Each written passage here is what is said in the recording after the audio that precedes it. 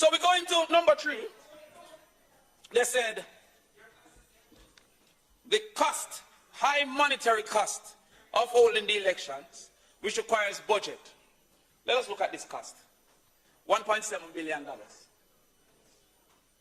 Senator Webber, you will remember, December 2022, the Prime Minister with great fanfare announced that Christmas spending to Member of Parliament would be 21 million per Member of Parliament. You multiply that by 63, that's 1.3 billion. Was that Christmas spending to MPs merely because you had a vast majority of MPs? That borough work, more important than democracy? That was money that you choose to spend. Just 2 months ago. We come again. The minister trying to find somewhere to catch former prime ministers of the Jamaica Labour Party said that he's renewing our monetary notes, costing us, some say, almost $2 billion. The only thing introduced of truth is a $2,000 bill, which is of no moment. $1,000 bill is a $2,000 bill. So their truth, their personal benefit is that they could now put pride of place on their representative somewhere on the money. That costs almost $2 billion. Is that more important than local government elections? Is that more important than the local government elections? Is it? Ask again. Senator, mayor, debater also said that the new parliament is going to be grand and beautiful. Is the new parliament more important than the democratic process? Is that so?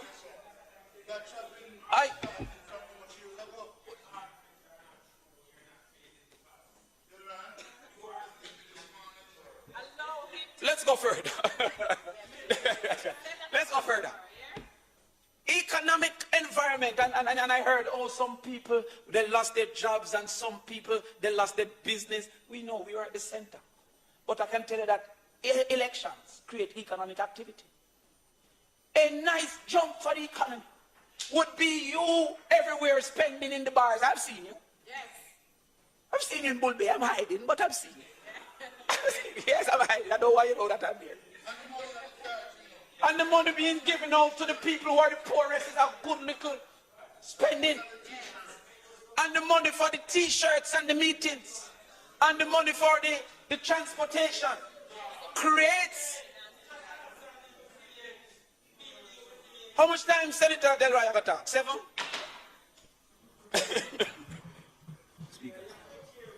So when you Mr. President, Mr. President, it's really now. No. The speaker's time having expired. Might he be allowed the time to wrap up his presentation, which will hopefully the question is that thank you, Minister. The question is that the speaker be given time to complete his presentation. Those in favor? Thank you, Mr. President. Mr. President, I've learned my lesson. I'm not going to hurry up and then when the bill goes through a year that it came before us and we never talk about everything. I talk about everything. So that when it come out with the child seat, I did talk about that too. I don't want it to be said that I never talk about everything. So additionally, the Prime Minister said recently that he found within the budget sufficient funds that he did not have to take a loan that was already approved by the Chinese government for the Montego Bay bypass. He said in his presentation, this is good for Jamaica. Even in a pandemic, we're able to develop our infrastructure with the resources of the people. That's what he said. He said, even in a pandemic. That's what I keep hearing you saying, pandemic. He then made a choice as a Prime Minister to refuse a pre-approved loan, agreed loan of $43 billion, and said that the budget was strong enough to fund it. And somehow you're coming before us now that the same budget is not sufficiently strong. to fund something 20 times less. Something 20 times less. So, yes. So, and that is the point that we're making. That the people's choices should be a priority. The democratic process should be a priority. Satisfactory representation should be a priority. It is not up to the person holding power to retain power until he feels that there is no basis for a new priority. What Senator Sinclair came here with were two mutually exclusive concepts. Because local government and general elections are not on the same cycle. One is on a 4-year cycle. One is on a 5-year cycle. So if you claim you agree to fixed elections, then it is unlikely that the two cycles will coincide, other than maybe every 8 years or some mathematical thing where they will combine at some point in time. So to that extent, to claim that you have no problem with fixed elections, which the JLP has been stating over and over, but they have gone, you used to say 360 minimum go back the same election. He has gone 180, because this is not fixed election we're talking about. We're talking about due election. Due election means this is the deadline for it. You could have called it before, but this is the deadline. If you believe in fix, then you have a pass due for reach fix. A person who believes in fix must hold themselves to due. But that has not been done. Let me give you some of the statements that you have made. It says, the time to change the system to fixed election date is now. Within our first 100 days of government, we will start the legislative process to fix the general election date in Jamaica. This will bring greater certainty to political process. Andrew Holness said that February 10th, 2016. Jamaica Prime Minister Andrew Holness has revealed that plans are on track for fixed election date. He said this in 2018. Holness told Parliament, and I quote, during his contribution to the budget debate in 2018, that he had instructed Justice Minister Delroy Chuck to table a ministry paper and draft legislation for the fixing of election date. No, to this date. But to this date, no. Well, he might have to either fire Minister Chuck or accept that he was being untruthful. Because the two cannot come together, the two cannot stand. He says, listen what he said. If the country is serious about fiscal discipline, a fixed election date will be a necessary step. No, you're coming with the opposite. You're saying that your conversation about fiscal discipline would mean that election should be delayed. He said, I quote, if the country is serious about fiscal discipline, a fixed election date would be a necessary step. He goes further. He goes further. He goes further. No, Prime Minister Holness. He goes further. Not having fixed election dates come as a significant cost to business and delays our growth agenda. That is opposite to what we have in this paper. That's number 3 in reverse. That's number 2 in reverse. Both 2 and 3. He said, let I tell you, I can look. A significant cost to business. A significant cost to business. Hold on, man. All right. Hold on. Our growth agenda. I'm going to take a deep breath because the student is disrespectful. Give us some time. The ability to afford is based on our ability to grow. The Prime Minister himself, with the failed 5 and 4, suggested that the economy's growth would lead to more funds available to do the priorities of the society. So therefore, that part about we are being able to grow will make we can afford it. The impact on business will lead to destabilization with business uncertainty. That is why that is number 2 and 3. But it's opposite to something in what we put in here now. Opposite to something. He says further, fiscal discipline and obeying our fiscal rules, election can no longer be allowed to supervene a fiscal cycle. Neither should the country be disrupted by protracted periods of uncertainty. Wasn't the last 5 months total uncertainty? Yes. Everybody either prepared, unprepared. If the cleaner never bust said Nanki, we wouldn't know said Nanki. With the minister of security just randomly saying, you know, so we don't think it'll keep because, you know, we're not too nothing right now. Then he comes. Neither, I'm quoting, on the silent thing, neither should the country be disrupted by protracted periods of uncertainty, mobilizing, demobilizing, and then mobilizing again according to the political expediency. In the last 3 years, you come here 3 times for which we mobilize and demobilize and mobilize and demobilize. The hypocrisy of liars is based on a seared conscience. Seared conscience. What do you mean not true? The duty of those not in power is to prepare for power. Yes, we were mobilized. I was on the road. That's why I see you in Bulby. I saw you. I saw you in Bulby. No. Alright, let me just clear up something. If I use what is right for my advancement, I am still right. If you use what is wrong for your advancement, you're still wrong. So all of them think about remove Mark, one is doing it to keep Andrew. And by extension, one wrong. Yeah, one wrong. Yeah. And the people want to vote him out here. The people want to vote him out. They want to vote him out. I think we'll get some vote from the IC. From the IC. Well, I know. Nobody. I like to do this. Yes, ma'am. Come again. Leaders in 2020, me all right. In 2020, one thing the truth might be an offense. It's not a shame. Leaders commit to legislation for fixed election dates. Rebutting Phillips, Prime Minister and leader of JLP, Andrew Holness, said fixed election dates remain an aspiration of his government. Defending, yeah, this is the new word that I like to say, aspiration. If it is an aspiration and you have the power to do it, do it.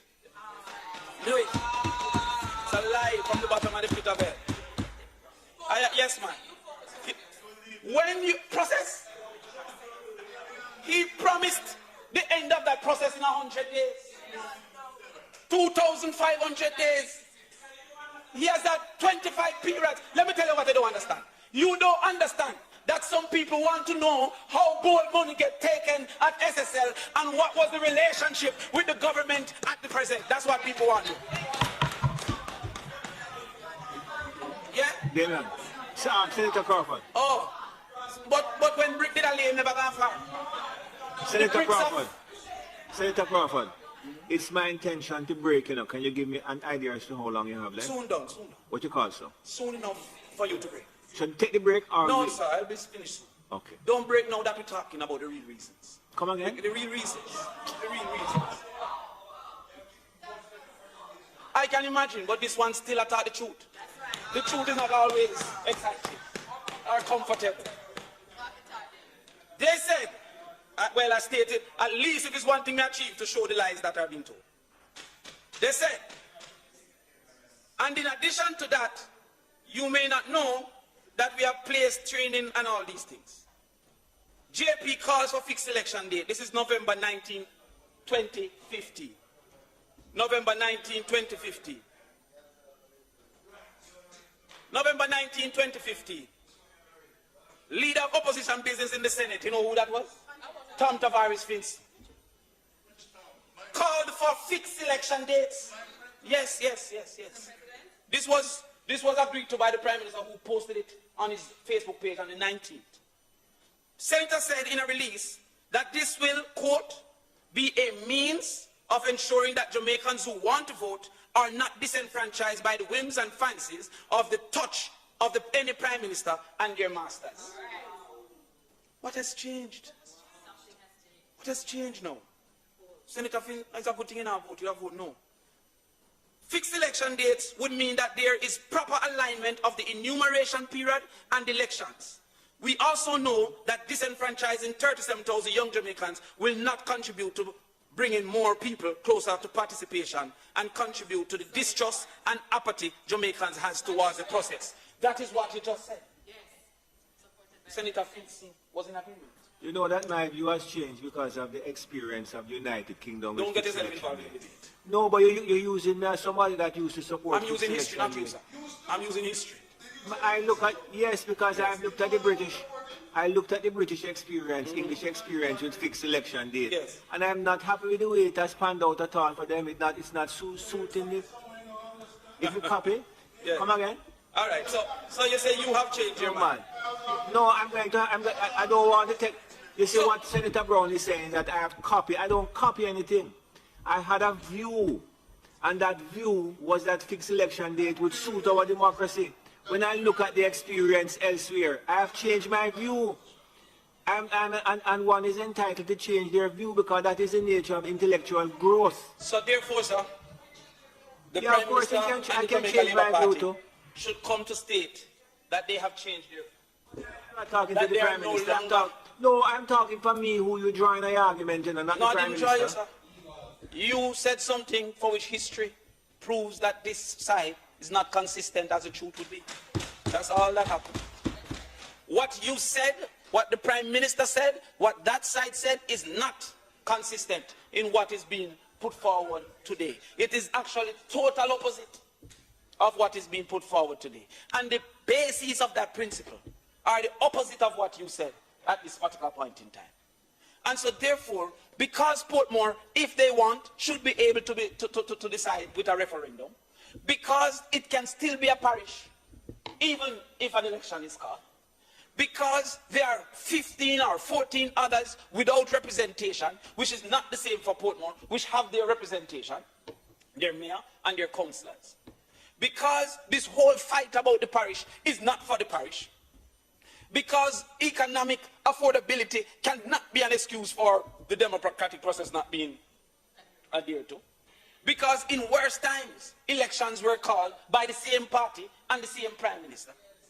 Because other countries have held their own elections in this global uncertainty, and they are outperforming Jamaica at this time.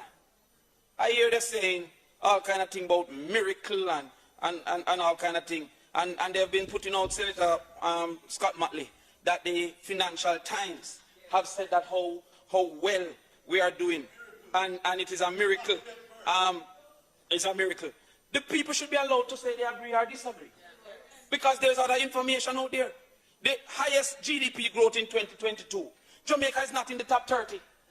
So if Jamaica is the miracle, then Guyana, 57.8. Fiji, 12.5. Seychelles, Barbados, 10.5. Barbados is 40. Jamaica is not in the top 30. Barbados is what then? Super miracle. Super miracle. Barbados had an election. They're growing at 10.5. Same economic circumstance. But wait, St. Kitts, did they have an election? Yes. They're at 5th. Jamaica not in the top 30. Hold on again. St. Lucia, did they have an election? Yes. Okay, good. IMF ranking, they're at 7th. Jamaica not in the top 30. So what you're claiming have not proven itself to be true. Because 3 of the countries that had elections in this global uncertainty is outperforming Jamaica at this point. GDP growth rate as per real GDP in annual percentage change as of October 2022. We can only state what is it. You don't want to use what they think should be used. This is the IMF report. The top 30, you're not in it. You're not in it. And these people had elections. Had elections. In 2020, you know, you know what this is like?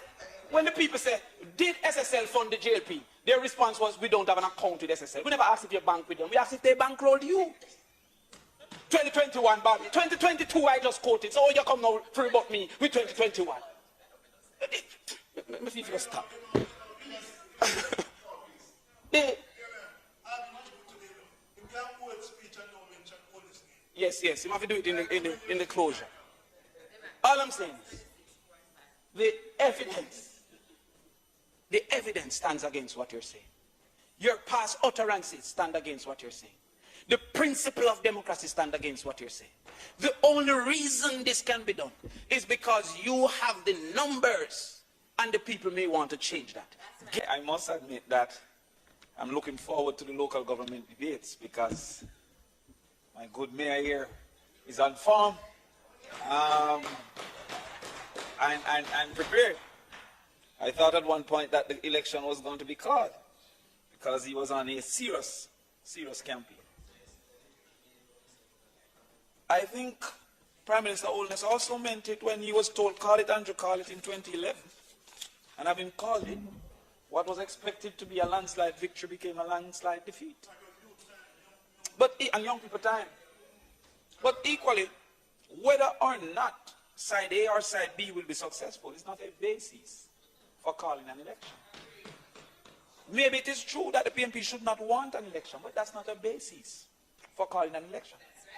Maybe it's factual that the JP will win landslide, but that's not a basis for calling an election. The basis of calling an election is based on a principle that people should be heard and that your performance should be judged. If it is found that your performance in the market, in Papine, was worthy of votes in Papine, it will recur to your benefit. If it is found that the what's her name? Senator Venetia Phillips, who's the PMP councillor, who's the PMP's, I'm making some proposals. Yes, Delhi have surprised me, I must say. But if it is that Councillor Venetia Phillips was perceived by the people to be the key practitioner, it will resound to her or the PMP's benefit. But none of that is the reason for calling an election. In fact, I put it to you that the people in Constant Spring Market that you took away and displaced, they may want to vote against. Though the people in wherever else may want to vote for. Well, you say it's in action because maybe you have the document of the agreement, but I also have the demonstrations that they amounted against it in action. And so therefore agreement is not only in words, agreement is also in action.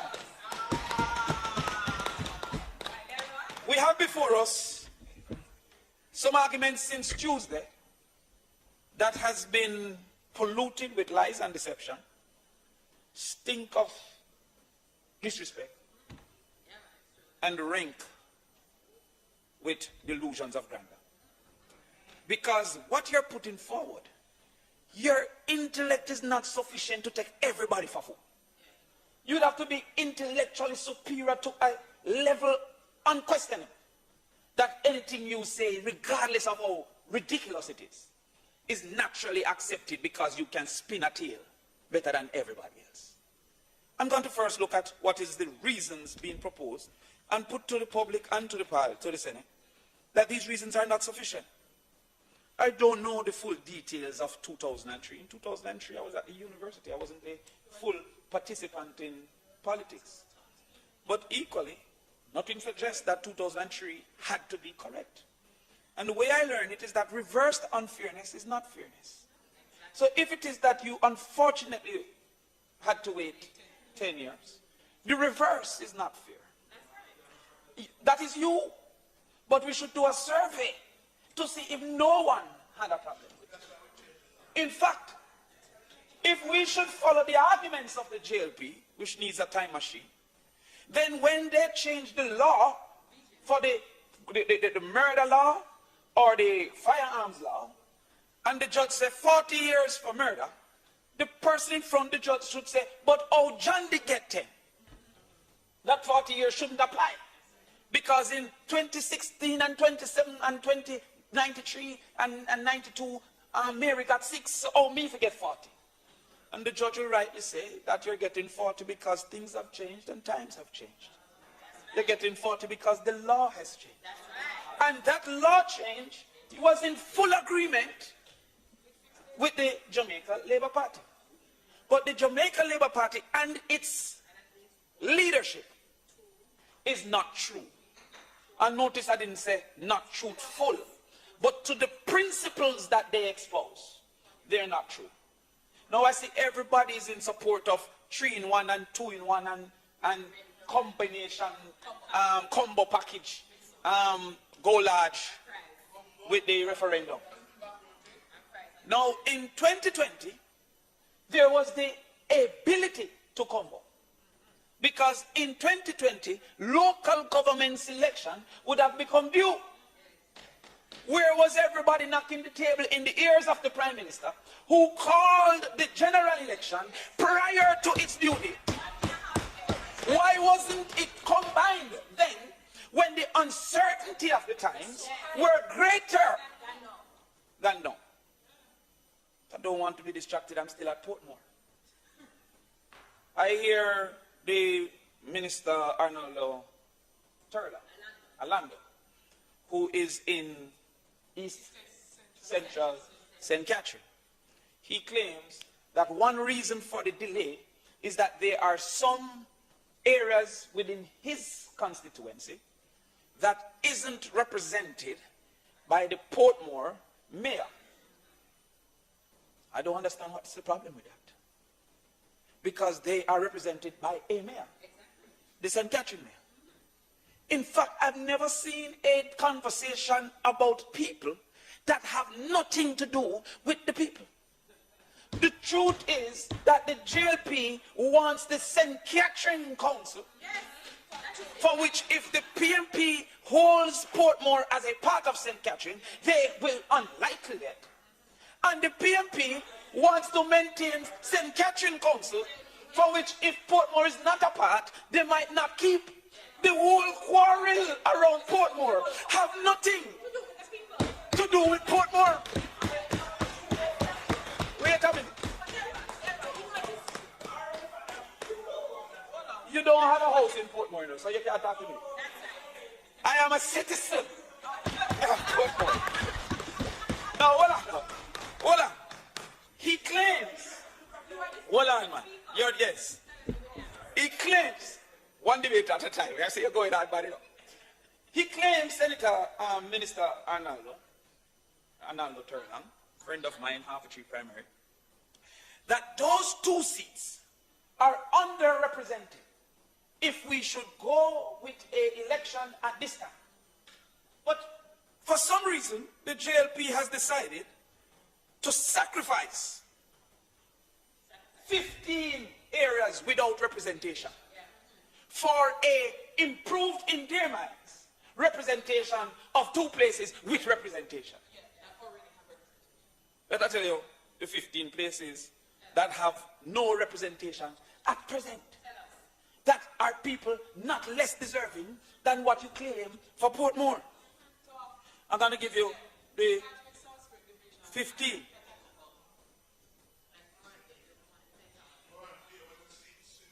Okay. In St. James, Catadupa, the councillor was removed by default due to absenteeism. When Charlie was making that statement, when Senator Sinclair was making that statement, remember when he was leading that action, he suggested at the time that in short order, the people will receive, not by election, representation. In short order, make we talk. In St. James, Cambridge. No, I said Catadupa first. But Cambridge is now serving as an MP. That was a former mayor. Omar is now serving as a mayor. The people have no representation in Cambridge. Some people will claim that when the person is removed, the mayor steps in. It was not the intent of the law for the mayor into perpetuity. For one, the mayor has his own area to represent. Additionally, For 2, nobody voted for the mayor. Well, we don't know. You don't predict economic uncertainty. Economic uncertainty. I don't know if Russia going to invade Germany next. You don't predict economic uncertainty. You don't predict if another wave of COVID comes. So it wasn't intended for 3 years and 4 years and 5 years. This is what is happening. In St. James, Salt Spring, removed by default due to absenteeism. So in St. James, well, no man, in St. James, President, Sir President, give me some protection. In St. James, not only 3 unrepresented, the mayor now has 4 divisions that he must oversee with no knowledge of the people and no vote by the people. At least if it was Portmore, the elected would have received some support from those people in those areas. He has none. Let me go again. In Westmoreland, so we got 3. White House, that councillor, Mr. President, has resigned. In Petersfield, that MP is now the JLP's representative and a member of parliament. That councillor is now a member of parliament. In Manchester, Knockpatrick, that councillor has died. In St. Elizabeth, none of them is there, sorry. In St. Catherine, Greater Portmore East, that councillor have died. In Point Hill, that councillor have died. In Spanish Town, that councillor have resigned. I think also migrated. Sorry, resigned and I think migrated. In Spanish Town. In Clarendon, Mineralites, that councillor have died. In St. Mary, Retreat, now serving as an MP. In Trinityville, that councillor have died. In Fellowship, that councillor have died. In Ferry Hill, that councillor have died. To this point, 14. When you put undue stress, now the mayor from Kingston may not understand the requirements, because in Kingston, I see none. So maybe that is why you don't recognize that importance. Now let I tell you from my experience,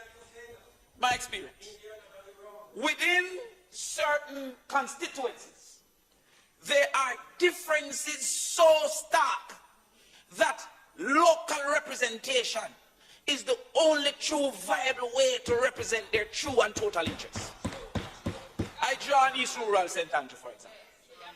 Harborview is so different from Mavis Bank that Mavis Bank needs someone who understands. Let me tell you what happened when there is a hurricane in East Rural St. Andrew. A hurricane in East Rural St. Andrew have landslide in the hills, Mavis Bank and Garden Town. Look at the drizzle. It have flooding in the center, Kintyre. And it have storm surge on the flat, Dallas and Harborview.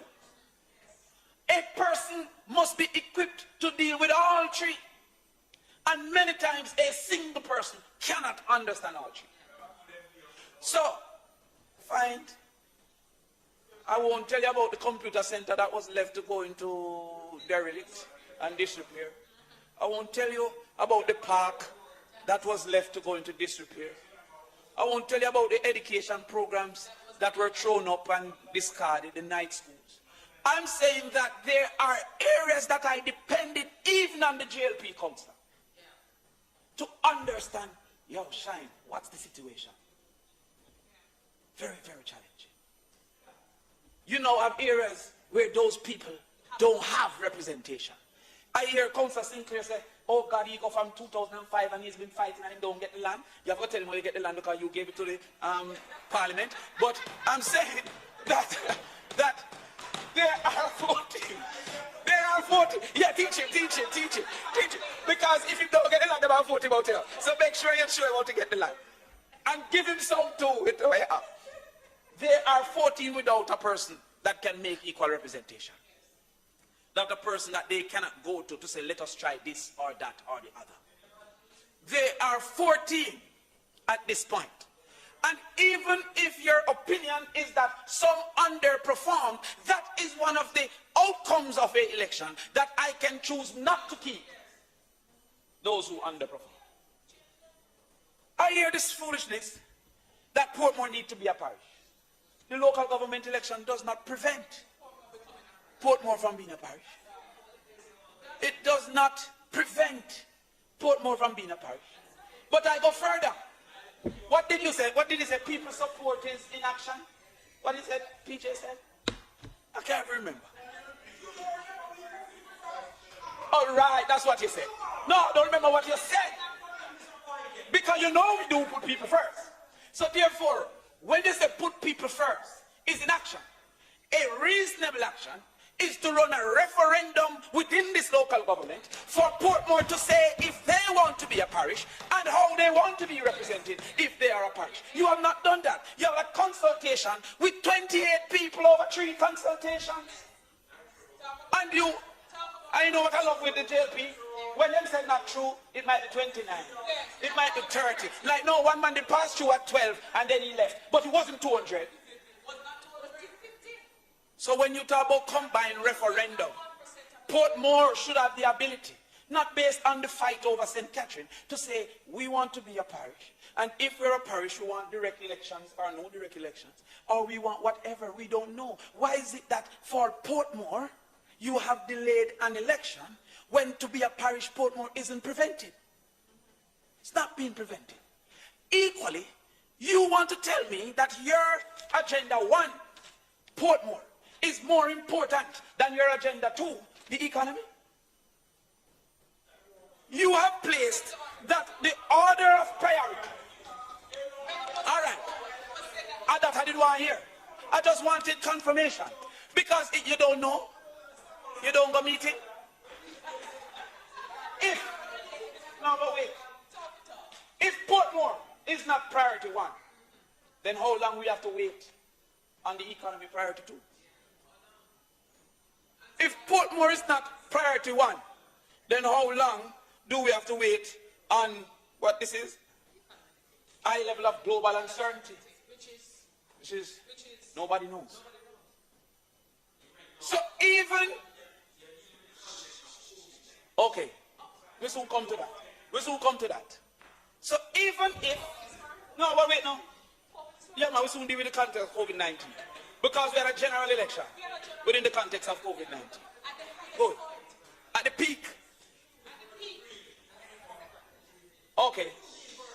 All right, let us use a more refined word. There is uncertainty about your timeline because there is none other than Portmore that you have control over. You have no control. All right. Let me tell you why. Let me tell you why there's uncertainty. Let me tell you why there's uncertainty. 1 second. Mr. President, there must be uncertainty within proposed dates if proposed reasons are not in control of the people proposing the dates. So if you say one reason is that there is global uncertainty, you are not in control of global uncertainty. So therefore you cannot predict with any certainty, by extension giving uncertainty to when this will be removed. Thank you very much. Thank you very much. I've also heard the JLP claim, in particular Minister Turlan, that with this change, the people in those 2 areas will then get full representation under Portmore. I don't know how he came to that conclusion because the boundaries have not yet been defined. There's nothing to suggest that where he is will not be in St. Catherine. So unless the JLP have predetermined boundaries, I don't know how they come to a conclusion. Because a community, let me give you something where, stop disturbing me. Let's go. Let I hear you. All right? So there's no way because of what? Because piece of it can... Hold on. Hold on. Mr. President. Mr. President. The only method of which disqualifies a cut is cross parish. That's the only method. That Kingston cannot go into St. Thomas, Clarendon cannot go into St. Catherine. That's the only thing that disqualifies. No.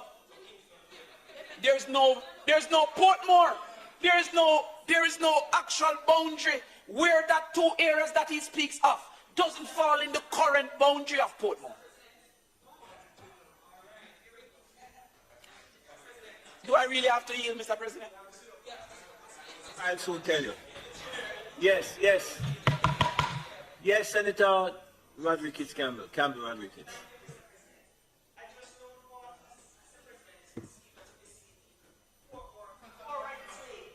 Has borders. So to give the impression there are no borders for Portmore and they were done, they were done. So to say that there are no borders Senator, is incorrect. Please do not mislead. Senator Rodriguez Campbell, thank you. Senator, continue, please. Absolute ridiculous. I have to respond. No. Portmore as is. 1 minute. Senator Brown, would you give Senator Crawford a chance to complete his presentation, please? And education, not just presentation, education. Portmore as is not a parish. So Portmore cannot have parish boundaries. Indeed, an argument put forward is that the re-boundary effort is a part of what makes it necessary to decide where people will fall after the election.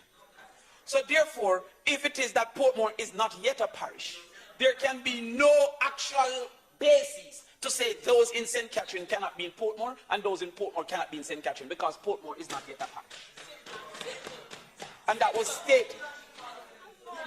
Yeah. Sometimes, yeah. They say a word to the wise is sufficient, but a lie to the foolish is a disrespect. All I'm saying is that what you put here don't make sense. The high level of uncertainty in the global economy and the economic environment, which may have domestic implications, requires government to focus at this time at building resilience to possible future shocks, as well as setting the country on a path to sustained growth. I don't see how local government stops that. I'm not sure if the Minister of Finance is a candidate in the local government. I'm not sure if the Prime Minister is a candidate in the local government. It seems they're saying that because they will feel a duty to campaign, that duty will be prioritized over their responsibilities as ministers, and therefore, by extension, will put the country at risk. That's a ridiculous argument. But let us look at some countries that had elections in the global uncertainty. In the global uncertainty, Barbados had election. Weren't they in the same global? Dominica had election. Not in the same global?